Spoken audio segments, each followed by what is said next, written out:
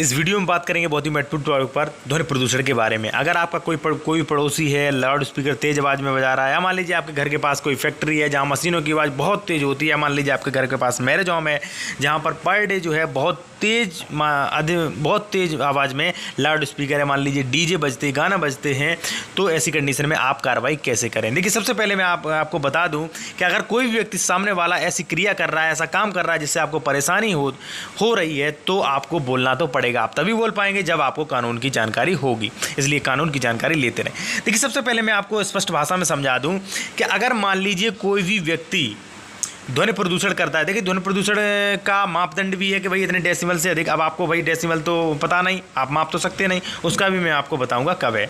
देखिए, सबसे पहले आप ये समझ लीजिए कि आपको संवैधानिक अधिकार दिए गए हैं। संविधान अनुच्छेद 21 में प्रत्येक नागरिक को बेहतर वातावरण और शांतिपूर्वक जीने का अधिकार देता है। भाई, आपको बेहतर वातावरण और शांतिपूर्वक जीने का अधिकार दिया है, और ऐसे में कोई व्यक्ति सामने आके बहुत तेज साउंड बजाता है, बहुत तेज आवाज़ करता है, तो भाई आपको दिक्कत हो रही, यानी कि आपके संवैधानिक अधिकार है उनका हनन हो रहा है। तो ऐसे में वो अपराध कर रहा है और आप इसकी जो है आप उस पर एक्शन ले सकते हैं। तो बात करेंगे भाई एक्शन कैसे ले सकते हैं। देखिए, इस पर एक कानून भी बना है, ध्वनि प्रदूषण विनिमय और नियंत्रण 2000 के अंतर्गत। जो भी प्रदूषण नियंत्रण बोर्ड है उसने भी अपने रूल्स बनाए, लेकिन सबसे पहले मैं आपको बता दूं कि ध्वनि प्रदूषण यानी कि आईपीसी की धारा 268 जो है, लोक न्यूसेंस, सार्वजनिक जगह पर ध्वनि प्रदूषण फैलाना कानूनन अपराध है। जो भी व्यक्ति इस अपराध को करेगा वह आईपीसी की धारा 290 के अंतर्गत सबसे पहले उस पर 200 रुपये का जुर्माना लगेगा। अब आप कहेंगे 200 रुपये जो है बहुत कम है, कोई भी अपराध करेगा तो जी हाँ बिल्कुल कम है। तो पहली बार जो होता है 200 रुपये का जुर्माना लगेगा।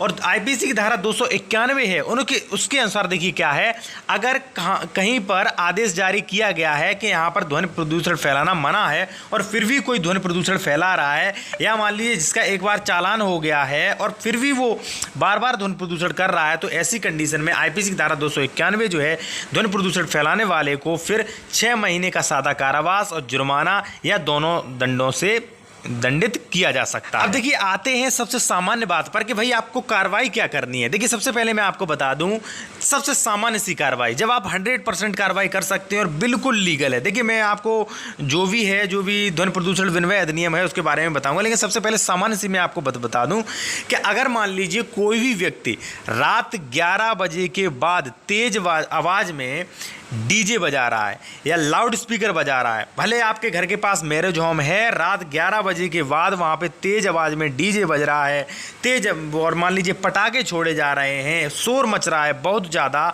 तो आप ऐसी कंडीशन में तत्काल पुलिस को कॉल 100 कर सकते हैं। पुलिस को इन्फॉर्मेशन दे सकते हैं कि भाई यहाँ पर रात 11 बजे के बाद यहाँ पर बहुत ज़्यादा आवाज़ में ये बज रहा है, आप इसे बंद कराएं आके। ठीक है, बिल्कुल भी डरने की जरूरत नहीं है, क्योंकि पुलिस जो है हमारी सेवा के लिए है। जब आपके संवैधानिक अधिकारों का हनन हो रहा है, आपको परेशानी हो रही है, तो बिल्कुल आप शिकायत कर सकते हैं। बिल्कुल भी न डरें, ज़्यादा हो तो आप रिकॉर्डिंग भी खोल सकते हैं।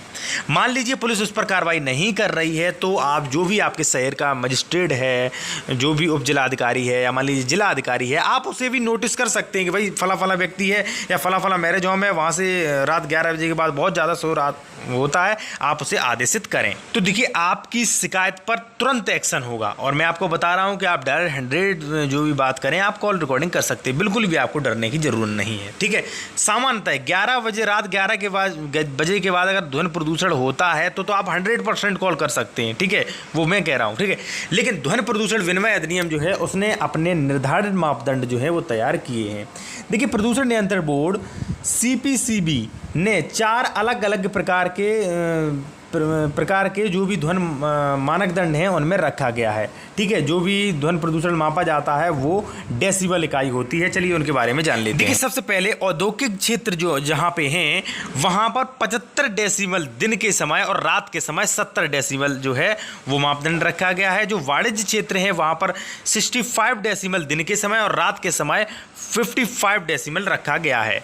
आवासीय क्षेत्र जो है वहाँ पर 55 डेसिबल जो है वो दिन के समय और 45 40 डेसिमल जो है वो रात के समय, और जो साइलेंस जोन है वहाँ पर 50 डेसिमल दिन के समय और 40 डेसिमल रात के समय। अब देखिए आप डेसिमल से भाई नापेंगे तो ठीक नहीं, आप ठीक है न नाप के कॉल करेंगे। सीधी इस बात, सामान्य सी बात मैंने आपको बता दी है कि जैसे ही रात 11 बजे के बाद आपको बहुत ज़्यादा साउंड करता है, मैरिज होम या कोई भी है, तो आप तत्काल पुलिस को फ़ोन कर सकते हैं।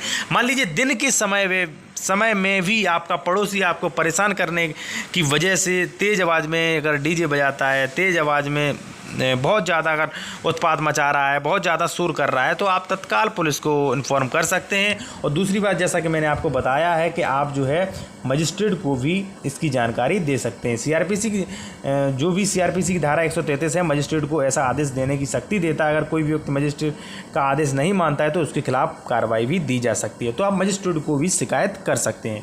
दोस्तों वीडियो अच्छा लगा तो वीडियो को लाइक ज़रूर करें।